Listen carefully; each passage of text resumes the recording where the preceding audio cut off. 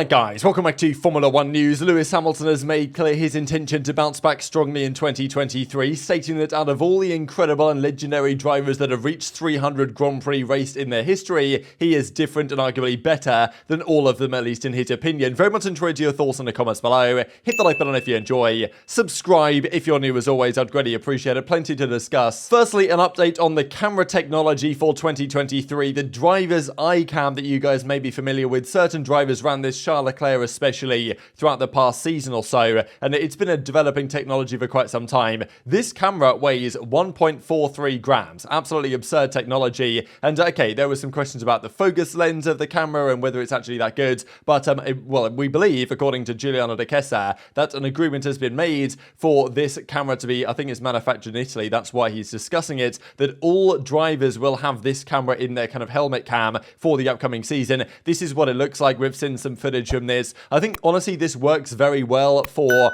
hot laps, right, for pole position laps. It's a really good view into what it looks like to be inside the cockpit, and also for special overtakes and stuff. For example, Alonso versus Vettel back in Suzuka, it was great to see. I think it was Alonso's like onboard helmet cam. It was great to see. So all drivers will now have this, I believe, every race from now on. That's the current discussion, and it just adds another way and cool things to look at during the race and even after the race in replays and the like. Let's talk Lewis Hamilton then. There's been some talk between Hamilton and Verstappen in the last few days. Quite some drama towards the end of the season after the events in Brazil, the collision they had together. Verstappen had his words on Hamilton, the fact that, okay, why can't we get along? And then Hamilton was thinking, okay, this guy's targeting me and all this, and saying that he was, coming more for Hamilton than other drivers. Verstappen, just because of Hamilton's like legacy and where he kind of stands as the top dog, you say, like, in Formula 1 as it is. Of course, Verstappen's the best driver at the moment, but Hamilton obviously is going to try and clap back this season. And actually, he gave some thoughts on Verstappen recently. He did everything he had to do in 2021, so why should I have a problem with him?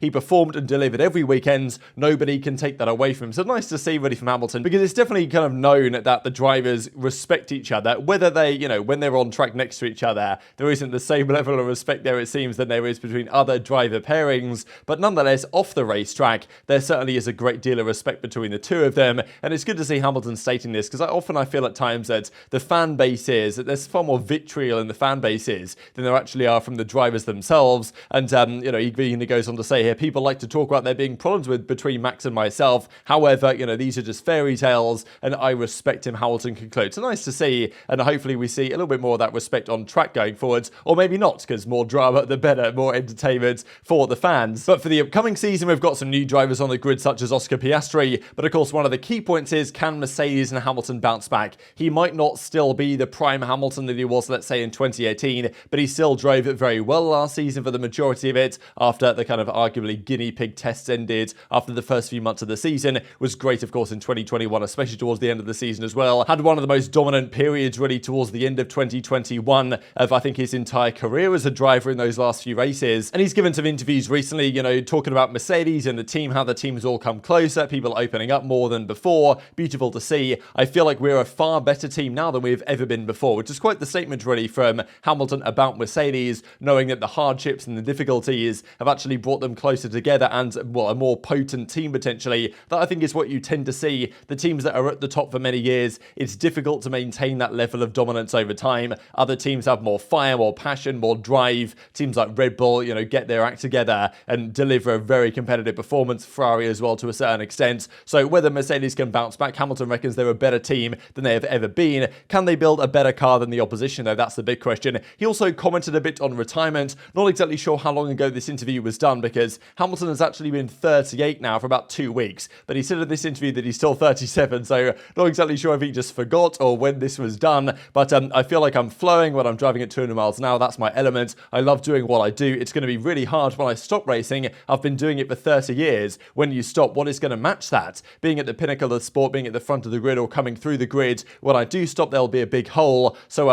finding things to do that are just as rewarding. So very clear that Hamilton is not ready to step away yet. We expect maybe a 2-year extension for his Mercedes contract, but we believe that might depend to a certain extent on how well their car performs, let's say, this season, which is a big part. However, Hamilton does want to continue breaking what is arguably a rather obscure record. Of course, look, he wants the 8th world title. That's the big record that he's chasing, of course, but nonetheless, there is another pretty obscure record that was discussed this season, which is drivers that reach their 300th Grand Prix have never never won a race after their 300th race. And there are many premium drivers in this club, with Lewis Hamilton now among them. I believe he was on 310 races after the end of last season. This is what he says on last year. If anything I can say from last year, it's that as a team we've only become more resilient and more determined. We actually want to bounce back after 21. I guess that's where their drive came from after the events of that season, and in 22 as well. At one point I did think, God, with this car I really can't fight for the title. I think he had that realization pretty much at Imola at the start of the season. Then he got put the question though, beyond their 300th start, no driver has ever even won a race in Formula 1, let alone won a title after their 300th Grand Prix race. And there are, as I say, some premium drivers in this category. He's now at 310. He responds to this though by saying, but there has never been a driver like me. Quite the statement of intent, I think, from Hamilton, stating that of all these legends that have passed 300, none of them have ever achieved a race victory past that point. Okay, you can look at cars and other factors as to why that might be the case, but Hamilton basically saying, I'm built different to these guys. Like, either he believes he's more in his prime at this time in his career than these other drivers potentially were. Either he believes that there's more potential in his team and his car than those other drivers had at those particular times, that they were on their 300th plus races. We'll look at the numbers here in a second for the other characters in this story. Or he just believes that despite the age and other phenomenon, he's still pretty much driving very near to his prime, which at times it felt like he kind of was last season, but there wasn't really the car there to see how it would go. So yeah, there's never been a driver like me. It's quite the statement from Hamilton, especially when you consider this is the company that he is among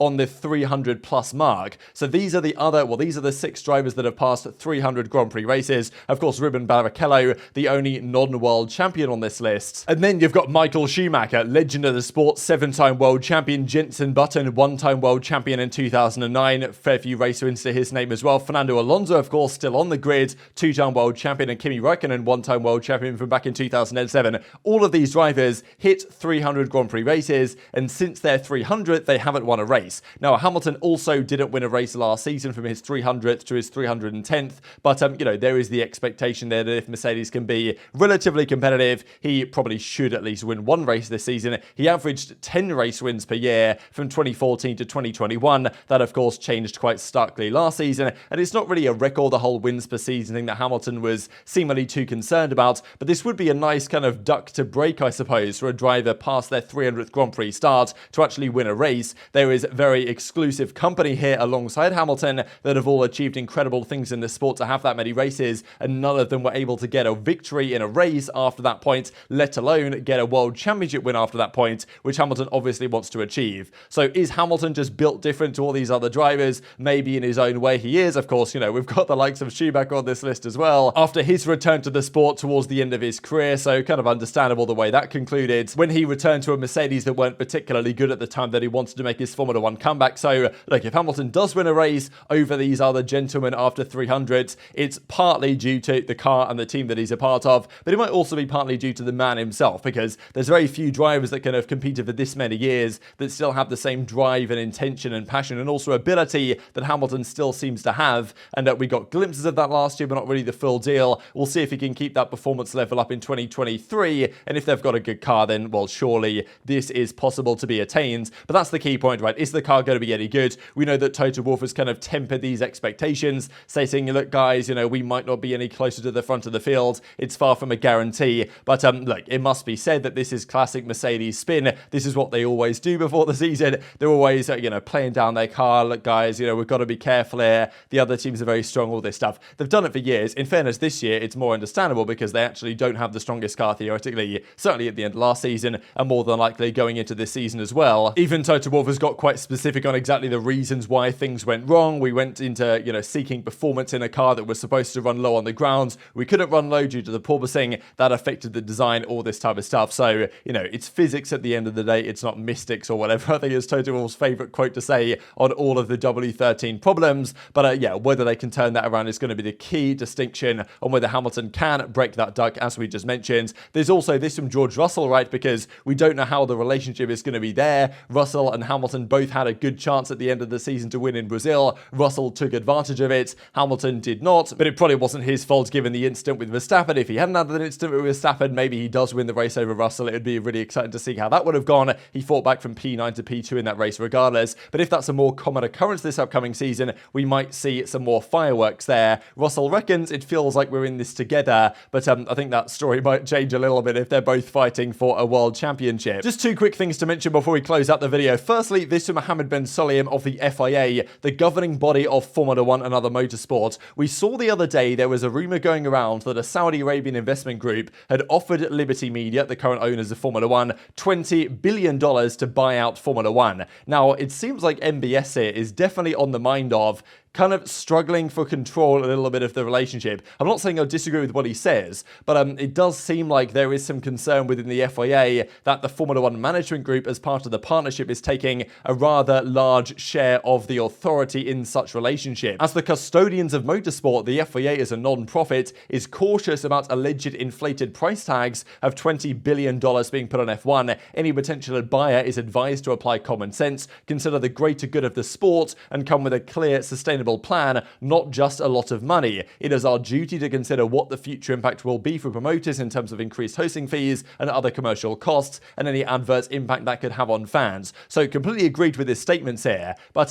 yeah, it does feel like there is some concern from the FIA that Formula 1 management and Liberty Media might just say, hey, yeah, we're going to sell the sport to this new ownership group, and the FIA will be like, hang on a second, we didn't want that, didn't agree to that, and it might be bad for us, but also for the fans potentially, which is the major knock-on effect. So yeah, there's a reason why this relationship exists. Feels like lately that the FIA doesn't feel like they have the power that they want to have, but well, the point here is well made, I think, and I think definitely a good one to protect the interest of the sport. And just a quick comment on Formula 2. I don't often talk about my other motorsport series outside of Formula 1, but it's worth noting the full lineup was now confirmed. Deruvla, I think his fourth year now in Formula 2, is now at the champions from last season. He's no longer with Red Bull, but there are plenty of other Red Bull drivers here, the entire high-tech team, Hauger, Fittipaldi, Maloney, and also, of course, Ayumi Iwasa for Dams, who I think won the French maybe feature race last season. There's other big names here, Pourchaire, Victor Martin, of course Leclerc, that's Arthur Leclerc, younger brother of Charles Leclerc, is a rookie to Formula 2 this season. Also, I'm quite excited to see what happens at Prema, because Vesti is one of the Mercedes guys, but Ollie Behrman, after had a really great end of the season in Formula 3, but he was only 17 years of age, coming in here as a rookie, so he's my driver to watch. I think if he performs well, that is a real potential talent. And look, we also know that Piastri pretty much dominated Formula 2 in 2021. He's coming in now to Formula 1. If he performs well this season, that will stir up even more excitement for the eventual winner of F2 in 2023. And if he performs badly, then it doesn't look so good, really, on the feeder Formula series. But very much enjoyed your thoughts in the comments below. Hit the like button if you enjoyed. Subscribe if you're new. Take care. And I'll see you next time.